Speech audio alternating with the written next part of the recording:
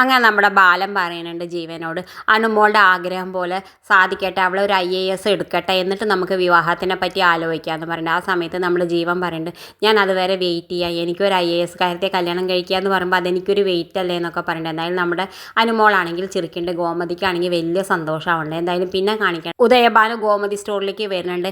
എന്നിട്ട് ശ്രീദേവിയെ കാണാൻ വന്നതാന്ന് മട്ടിൽ ഇങ്ങനെ വർത്താനം പറയുന്നുണ്ട്, ഞാൻ കുറച്ച് സാധനങ്ങൾ വാങ്ങാൻ വന്നതാ മോളെ എന്നൊക്കെ പറയുന്നത്. എന്തായാലും നമ്മുടെ ശ്രീദേവിയടുത്തേക്കാണെങ്കിൽ ഒരാൾ കടയിലേക്ക് വരുന്നുണ്ട്, ശ്രീദേവി സാധനം എടുക്കാൻ വേണ്ടിയിട്ട് പോകുന്നുണ്ട്. ആ തക്കം നോക്കിയിട്ട് നമ്മുടെ ഉദയഭാനു പെട്ടെന്ന് വലിപ്പമൊക്കെ തുറന്നിട്ട് പൈസ ഒക്കെ എടുക്കുന്നുണ്ട്. നമ്മുടെ ശ്രീദേവി എന്താ അച്ഛാ അവിടെ നിന്ന് ചോദിക്കേണ്ട. ആ സമയത്ത് നമ്മുടെ ശ്രീദേവി അവിടെ വന്നിരിക്കുന്ന സമയത്ത് നമ്മുടെ ഉദയഭാനു പറയുന്നുണ്ട്, ഞാൻ എൻ്റെ പണ്ടത്തെ സ്വഭാവമൊക്കെ വിട്ടു മോളെ, ഇപ്പം എനിക്ക് ഒരു തരികടയില്ല, എങ്ങനെയെങ്കിലും ഒന്ന് ജീവിതം കഴിയണം, അത്ര മാത്രമേ ഉള്ളൂ എന്നൊക്കെ പറയുന്നുണ്ട്. നമ്മുടെ ശ്രീദേവി ആണെങ്കിൽ അത് വിശ്വസിക്കുന്നുണ്ട്, ഞാൻ വെറുതെ അച്ഛനെ സംശയിച്ചു എന്നൊക്കെ വിചാരിക്കുന്നുണ്ട്. എന്തായാലും നമ്മൾ ശ്രീദേവിയുടെ അടുത്ത് യാത്രയൊക്കെ പറഞ്ഞിട്ട് എന്നാൽ ശരി മോളെ ഞാൻ പോട്ടെ എന്നൊക്കെ പറഞ്ഞിട്ട് നമ്മുടെ ഉദയഭാനു യാത്രയൊക്കെ പറഞ്ഞ് ഇറങ്ങേണ്ടത്. നമ്മുടെ ശ്രീദേവി ആണെങ്കിൽ പിന്നെ നോക്കണ സമയത്ത് ടേബിളിൽ ഉദയഭാനുവിന് വാങ്ങാനുള്ള സാധനത്തിൻ്റെ ലിസ്റ്റ് കാണണ്ടേ. എന്തായാലും വേഗം ശ്രീദേവി ആ ലിസ്റ്റും എടുത്തിട്ട് ബാക്കിൽ ഓടിയിട്ട് നമ്മുടെ രാമേട്ടനോട് പറഞ്ഞിട്ട് ഇപ്പോൾ വരാം രാമേട്ടാന്ന് പറഞ്ഞിട്ട് ഓടുന്നുണ്ട്. എന്നിട്ട് നമ്മുടെ ഉദയഭാനുവിനോട് പറയേണ്ട, അച്ഛൻ ലിസ്റ്റ് മറന്ന് വെച്ച് പോയി ഇത് കൊണ്ടുപോകുന്നൊക്കെ പറയേണ്ടത്. എന്തായാലും ഉദയഭാനുവിന് പേടിച്ചു, എന്താ കാരണം അവൾ ശ്രീദേവിക്ക് അറിഞ്ഞു, അവൻ പൈസ എടുത്തത് അറിഞ്ഞോ എന്നൊക്കെ വിചാരിച്ച് പേടിച്ചു.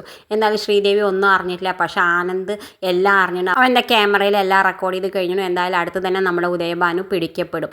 എന്തായാലും പിന്നെ ഉദയഭാനു വീട്ടിലേക്ക് എത്തുമ്പോൾ സമയത്ത് നമ്മുടെ ദേവിയുടെ അമ്മ പറയണേ, എനിക്കറിയായിരുന്നു നിങ്ങൾ സാധനങ്ങൾ എങ്ങനെയെങ്കിലും ഒപ്പിച്ചിട്ട് വരുമെന്ന് എനിക്കറിയായിരുന്നു എന്നൊക്കെ പറഞ്ഞിട്ട് സന്തോഷിക്കുന്നുണ്ട്. ഇത് കാണിച്ചുകൊണ്ടാണ് ഇന്നത്തെ പ്രമോ അവസാനിക്കുന്നത്. ഇതുപോലുള്ള പ്രമോ വിശേഷങ്ങൾ നിങ്ങളുടെ മുന്നിൽ എളുപ്പത്തിൽ എത്താൻ ഈ ചാനൽ സബ്സ്ക്രൈബ് ചെയ്യാൻ മറക്കരുതേ.